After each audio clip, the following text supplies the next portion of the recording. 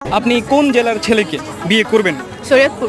কেন? শরীয়তপুর ছেলেরা অনেক সুন্দর, অনেক ভালো, আর কি জানি এইটা কেমন কারণ হইতে পারে বিয়ে না করার? এটাই ভালো, শরীয়তপুর ছেলেরা অনেক ভালো। লাইক ইউ ইনসিকিউর যে আমি একটা সুন্দর জামাই পাইলাম, ওর উপরে তো অনেক মেয়েরা নজর দিবে, এর থেকে ভালো আমি আমি পদ্মা করবো, মামা জামের বাসা থেকে বেরোতে দিব না।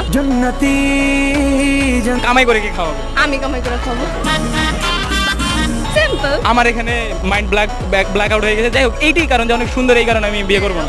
আচ্ছা ভাই, আপনি কোন জেলার মেয়েকে বিয়ে করতে চাইবেন না? অবশ্যই নোয়াখালী। কেন নোয়াখালী কেন? ওদের খ্যাতের মতন লাগে, মানে আমার পছন্দ না, ঠিক আছে এটাই। এটাই কারণ নাকি অন্য কোনো কারণ আছে, কোনো অতীত বা কোনো এক্সপিরিয়েন্স? না ভাই, আচ্ছা আপু, আপনি কোন জেলার ছেলেকে বিয়ে করতে চান না? মানে বিয়ে করা মানে ওদের মানে বিয়ে করতে চান না কোন জেলার ছেলেকে? ব্রাহ্মণবাড়িয়া।